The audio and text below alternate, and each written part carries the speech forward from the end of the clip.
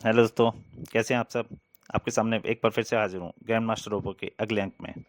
दोस्तों, अब तक आपने पढ़ा अग्निमुख से लड़ाई के दौरान चंडिका पूरी तरह घायल हो जाती है और स्टार हेलीकॉप्टर पे रेणु और करीम की मदद से बचकर निकल जाती है। उधर ध्रुव का एक समुद्र में एक आग उगलते जीव से मुकाबला होता है, जिसे ध्रुव बहादुरी से खत्म कर देता है।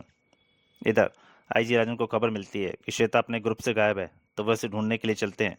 परंतु तभी अग्निमुख की खबर आने का उन्हें बाहर निकलना पड़ता है। उधर अग्निमुख सब तरफ तबाही मचा रहा होता है, तो आईजी राजन उससे लड़ाई के दौरान घायल हो जाते हैं। और जब अग्निमुख आईजी राजन को मारने ही वाला होता है, तभी ध्रुव वहां पहुंच जाता है और आईजी राजन को बचा लेता है। दूसरी तरफ सुपर दूसरी तरफ ग्रैंड मास्टर रोबो को भी पता लग जाता है कि एक समुद्र के अंदर एक ऐसा नगर है जो पूरा तरह सोने का बना हुआ है, तो वो उस पर हमला करने की तैयारी करता है। इधर अग्निमुख से लड़ाई के दौरान एक स्वर्ण मानव आता है जो अग्निमुख को कैद करके चल देता है, और ध्रुव भी उसके पीछे पीछे उसके स्वर्ण द्वार में प्रवेश कर जाता है। इधर चंडिका का ट्रांसमीटर बज उठता है और उसे पता लगता है कि उसका ट्रांसमीटर किसी ने चुरा लिया है। अब दोस्तों, यहाँ तक की कहानी अब पिछले अंक में बढ़ चुके हैं। अब उसके आगे करीम और रेणु सिग्नलों का पीछा करते करते समुद्र तक आ गए थे। कमाल है, ये सिग्नल तो समुद्र से आ रहे हैं। तो क्या तैरते की तैयारी करें? उसकी जरूरत नहीं पड़ेगी रेणु। उधर देखो, एक मोटर बोट खाली खड़ी हमारा ही इंतजार कर रही है, एकदम फिल्मी स्टाइल में। अरे, यह तो वही स्टार मोटर बोट है जो पीटर लेकर आया था। लेकिन ध्रुव और पीटर तो आसपास कहीं नजर नहीं आ रहे हैं। कहीं ये सिग्नल उन्हीं के तो नहीं है? हो सकता है मोटर बोट में ऑक्सीजन मास्क भी सिर्फ एक ही है। आओ देखते हैं। और रेस्ट में स्वर्ण नगरी में। शाबाश धनंजय, हमको पूरा विश्वास था कि तुम इस दुष्ट को अग्निमुख को वापस लाने में सफल अवश्य हो जाओगे। यह आपका आशीर्वाद है श्रीमान, वरना मुझे तो एक मानव ने बंदी बना लिया। अभी धनंजय इतना ही बोल पाया था कि तब भी ध्रुव भी स्वर्ण द्वार से उनके पीछे पीछे आ गया। कौन है? हे देव, यही था वह मानव। ये यहाँ तक आ पहुंचा, आश्चर्य है। पकड़ लो इसे। अपने चारों ओर के इस वातावरण को देखकर ध्रुव पहले तो अचंभित रह गया था, और इससे पहले कि ध्रुव संभल जाता, उसे स्वर्ण मानव ने पकड़ लिया था। यह तो वही स्वर्ण नली लगती है। लेकिन ध्रुव ज्यादा देर तक बंधन में नहीं रह सकता था। मैं तुम लोगों से लड़ना नहीं चाहता। ध्रुव ने उन दोनों को उछाल दिया और एक शक्तिशाली लत लगी है, लेकिन शुरुआत तुम लोगों ने की है। दूसरे को घूसा भुशुम, और मुझे अपनी रक्षा तो करनी ही पड़ेगी। तभी एक आवाज ने उसे रोक दिया। ठहर जाओ बालक, तुम ऐसे पहले मानव हो जो अपनी इच्छा से हमारी स्वर्ण नगरी में आया है। तुम कौन हो और तुम्हारा यहाँ आने का क्या कारण है? मेरा नाम ध्रुव है और मैं अग्निमुख को यहाँ से ले जाने के लिए आया हूँ। हम इसकी आज्ञा नहीं दे सकते ध्रुव। इस नगरी में आने के बाद कोई भी धरती वापस नहीं जा सकता, और फिर अग्निमुख तो हमारा अपराधी है। अपराधी? पर ये अग्निमुख है कौन? आप लोग कौन है और आप समुद्र के अंदर क्यों रहते हैं? अग्निमुख कौन है, इसका उत्तर तो तुमको मालूम होना चाहिए, क्योंकि यह तो तुम्हारी तरह धरती का वासी है। वैसे तो हम लोग भी मानव ही हैं और पृथ्वी के ही वासी हैं, परंतु हमने तो आपके बारे में कभी नहीं सुना। सुना नहीं तो पढ़ा अवश्य जरूर होगा, अपनी पुराणों में और प्राचीन कथाओं में। हमारी सभ्यता युगों पुरानी है ध्रुव, तुम्हारी धरती की किसी भी सभ्यता से लाखों वर्ष पुरानी। हम लोग उस युग के हैं जिसको कहानियां तुम पुराणों में पढ़ते हो। ब्रह्मास्त्र, दिव्यास्त्र, पुष्पक विमान जैसे अद्भुत वस्तुएं हमारे युग की हैं। महाभारत के युग में हमारे पुरखे भी लड़े थे, लेकिन फिर प्रलय आ गई, पूरी पृथ्वी पानी से भर गई। उस समय हमने समुद्र के अंदर इस स्वर्ण नगरी का निर्माण किया और यहीं पर रहने लगे। हमारा ज्ञान विज्ञान युगों पहले भी काफी उन्नत था, और तब से अब तक हमारे विज्ञान ने जितनी प्रगति कर ली है, वह तो धरतीवासियों के जादू के समान लगेंगी। पर आप इस विज्ञान को धरतीवासियों के साथ क्यों नहीं मारते? क्योंकि तुम लोग हिंसक और क्रूर हो। तुम लोग इस विज्ञान का इस्तेमाल युद्ध के लिए करोगे। यही कारण है हम धरतीवासियों के संपर्क में नहीं आना चाहते। अब तक तो मूंगे की चट्टानी दीवार ने हम लोगों को छुपा कर रखा था, लेकिन इस दुष्ट अग्निमुख ने उसको तोड़कर हमें दुनिया वालों के सामने ला दिया। यह तो उस धमाके में लगभग मर चुका था, लेकिन यह हमारी ही भूल थी कि हमने इस पर तरस खाकर इसके शरीर में फिर से जान डाल दी। लेकिन हमको यह पता नहीं था कि न्यूक्लियर धमाके की वजह से यह मानव से एक आग उगलने वाले मानव के रूप में बदल चुका है। इसका एहसास जब तक हमें हुआ तब तक इसका फ़ायदा उठाकर अग्निमुख यहाँ तबाही मचाता हुआ स्वर्ण नगरी से भाग निकला। उसको विनाश के अपराध की सजा देने के लिए अग्निमुख को पकड़ लाने के लिए वापस लाना जरूरी था। इससे पहले कि हम इसका पीछा कर पाते, हमको सूचना मिली कि कुछ अन्य समुद्री जीव भी उस धमाके में आग उगलते जीवों में बदल गए हैं। वे हमारे लिए खतरा बन सकते थे, इसलिए हमने पहले उनको पकड़कर कैद करना शुरू किया। फिर भी एक ऐसा जीव हमारी पकड़ से बचकर भाग निकला। उसने कुछ गोताखोरों को मार भी डाला। हमारे सामने उनको ख़त्म कर देने के अलावा और कोई चारा नहीं था, लेकिन हमारे ख़त्म करने से पहले ही किसी ने उसे ख़त्म कर दिया।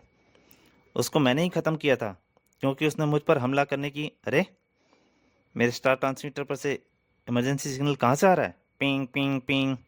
लेकिन इससे पहले कि ध्रुव कुछ अनुमान लगा पाता, भीषण धमाके की कई आवाज़ों ने पूरी स्वर्ण नगरी को कंपा डाला। यह क्या है? यह धमाके मूंगे की चट्टान के चकनाचूर होने का निशान थे। स्वर्ण नगरी की चार दीवारें ढह चुकी थी। अब हमारे रास्ते में कोई बाधा नहीं है कमांडर।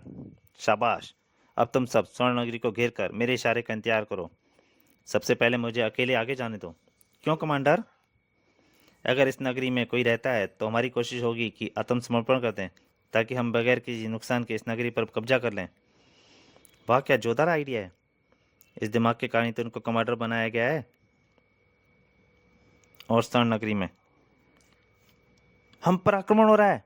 हे देव, वही हुआ जिसका हमें डर था। युगों के बाद हमारी सभ्यता सबके सामने आ गई है। इसमें घबराने की क्या बात है, हम मुकाबला करेंगे, ध्रुव बोला।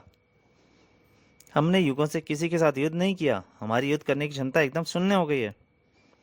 तो हमारा विनाश निश्चित है।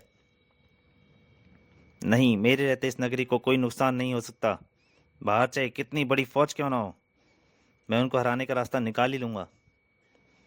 मुझको अपने लिए सिर्फ एक ऑक्सीजन मास्क चाहिए। उसकी तुमको कोई ज़रूरत नहीं पड़ेगी। हम तुम्हारे गले में एक ऐसा यंत्र लगा देंगे जिससे तुम पानी में सांस ले सकोगे, ठीक मछलियों की तरह। और इसमें लगे एक खास पुर्जे की मदद से तुम बात भी कर सकोगे। और सिर्फ 5 मिनट बाद ध्रुव एक वाटर टैंक की उस यंत्र का परीक्षण कर रहा था। यह तो जादू है। मुझे तो अभी यकीन नहीं हो रहा है। हम पहले ही कह चुके हैं, हमारे यहाँ की कोई कई चीज़ें तुम्हें जादू से लगेंगी, जबकि यह सब विज्ञान का चमत्कार है। तभी उन लोगों को अपनी तरफ कोई आता दिखाई दिया। हमारी नगरी की तरफ मानव बढ़ रहा है श्रीमान। क्या? यह अकेला आ रहा है। मेरे ख्याल से इसके पास हमारे लिए कोई संदेश है। मैं बाहर जाकर इससे मिलता हूँ। कुछ ही देर में ध्रुव और कमांडर आमने सामने थे। तुम तो ध्रुव हो, तुम यहाँ क्या कर रहे हो? और तुम पानी में सांस कैसे ले रहे हो? अपनी ऑक्सीजन खराब मत करो, मतलब की बात करो। कौन हो तुम लोग और क्या चाहते हो? मुझे तो अपना संदेश इस स्वर्णगिरी के वासियों को देना था ध्रुव, लेकिन तुम्हारे यहाँ होने से तो सारे काम एकदम आसान कर दिए। मतलब की बात करो। मेरी बात ध्यान से सुनो। हम ग्रैंड मास्टर रोबो की अटैक फोर्स के कमांडर हैं। मुझे सिर्फ इतना कहना है कि ग्रैंड मास्टर रोबो, यानी इस पूरे विनाश के पीछे ग्रैंड मास्टर रोबो का ही हाथ है। मुझे रोबो के किसी भी गुंडे से मुंह लगना पसंद नहीं। जाकर अपने बॉस से कह दो वह खुद आकर मुझसे बात करे। सामने आते ही ध्रुव उसकी जिंदगी का फैसला। तुम बहुत जल्दी तैश में आ जाते हो ध्रुव, पहले मेरी पूरी बात सुनो। हमको सिर्फ इतना कहना है कि तुम लोग एकदम सुरक्षित हो। बाहर खड़ी अटैक फोर्स के सारे हथियार मैंने बेकार कर दिए हैं। क्या? कैन मास्टर के गुप्त अड्डे में मैंने एक ट्रांसमीटर फिट कर दिया है। उससे सिग्नल की मदद से तुम उसके अड्डे तक पहुंच सकते हो। ये रहा उन सिग्नल को पकड़ने के लिए रिसीवर। इसमें कोई ज़रूरत नहीं है, मेरा स्टार ट्रांसमीटर सिग्नल पकड़ रहा है। ठीक है, इससे आगे हम तुम्हारी मदद नहीं कर सकते। आगे का काम तुमको अपने आप ही करना पड़ेगा। लेकिन यह सब भेद तुम मुझे क्यों? Goodbye mister Dhruv, best of luck. यह क्या चक्कर है? कहीं ये रोबो का कोई नया प्लान तो नहीं है? लेकिन मेरे सामने और कोई रास्ता नहीं है। मुझे इसकी बात पर भरोसा करने का खतरा उठाना ही पड़ेगा। और फिर ध्रुव ने अंदर जाकर सारी स्थिति समझाई। तो ये परिस्थिति है। हाँ, रोबो की अटैक फोर्स के हथियार चाहे बेकार हो गए हों, पर फिर भी वे सब पेशेवर हत्यारे हैं। उनसे निपटने के लिए हमको कुछ मदद चाहिए। पर क्या? हमारे पास तो ऐसा कोई अस्त्र नहीं है जो इस युद्ध में तुम्हारी मदद कर सके। ध्रुव अचानक कुछ सोचकर बोला, है वो वाघ उगलते अजीब जिनको आप लोगों ने पकड़ कर रखा है। ऐसा एक भयंकर जीव इस पूरी फौज के लिए काफी होगा। सच में कमाल है। यह विचार हमारे दिमाग में क्यों नहीं आया? उधर ऊपर सतह पर कुछ हो रहा था। सिंह, रेणु और करीम वहां पहुंच चुके थे। सिग्नल समुद्र के अंदर से आ रहे हैं रेणु, और ठीक नीचे से। हमको पानी के अंदर जाना पड़ेगा। यह काम हम में से कोई एक ही कर सकता है, क्योंकि बोट में ऑक्सीजन मास्क सिर्फ एक ही है, और उसे मैं पहन चुकी हूँ। चंडिका, तुम बोट में कब आई? हम तो ये समझ रहे थे सिग्नल तुम भेज रही हो। तुम लोग गलत भी समझ रहे थे और सही भी। सिग्नल मेरे ही ट्रांसमीटर के हैं, लेकिन उसे मैं नहीं भेज रही हूँ। अब तुम दोनों अच्छे बच्चों की तरह मेरा इंतजार करो। लौटते मैं तुम दोनों के लिए एक एक मछली ले आऊंगी। गई। अब तो हम इंतजार कराने के अलावा और कुछ कर भी नहीं सकते। और समुद्र के अंदर कमांडर वापस लौट चुका था। क्या हुआ कमांडर? उन लोगों ने सोचने के लिए थोड़ा वक्त मांगा है। मुझे ध्रुव को योजना बनाने के लिए थोड़ा सा वक्त देना पड़ेगा। पर तभी कमांडर, कोई हमारी तरफ आ रहा है। यह तो ध्रुव है, हमारा जानी दुश्मन। ओह, यानी ध्रुव ने इतनी जल्दी कोई योजना बना ली। अटैक! सभी की उंगलियां अपने हथियारों पर दब गईं, लेकिन कमांडर, मेरा हथियार काम नहीं कर रहा है। कमांडर, मेरा भी नहीं। किसी ने हमारे हथियार बेकार कर दिए हैं। यानी कमांडर की सूचना सही थी। Very good. यानी अब अटैक करने की बारी हमारी है। और ध्रुव के मुंह से पुकार निकली, धनंजय! और अगले ही पल धनंजय अपनी भयंकर सवारी के साथ रोबो के भौचक्के हथियारों पर टूट पड़ा। आग उगलते समुद्री देते की एक झलक ही सबके होश उड़ा देने के लिए काफी थी। लड़ाई होने को तो कोई प्रश्न ही नहीं उठ रहा था। देखते ही देखते रोबो के कई गुंडे तो भाग खड़े हुए। कुछ भूखे समुद्री जीव का भोजन बन गए, और कुछ डर के मारे बेहोश हो गए। लड़ाई शुरू होने से पहले ही खत्म हो गई थी। तो दोस्तों, गेम मास्टर रोबो का भाग यहीं तक। कमांडर कौन था जिसने ग्रैंड मास्टर रोबो को धोखा दिया था और सारे उसकी फौज के सारे हथियार बेकार कर दिए थे? चंडिका का ट्रांसमीटर किसके पास था जो कि समुद्र से सिग्नल आ रहे थे? और ध्रुव, क्या कमांडर ग्रैंड मास्टर रोबो को पकड़ पाएगा? क्या चंडिका ध्रुव की समय पर मदद करने पहुंच पाएगी? यह सब जानने के लिए पढ़िए ग्रैंड मास्टर रोबो का आखिरी यानी अंतिम भाग इसके बाद।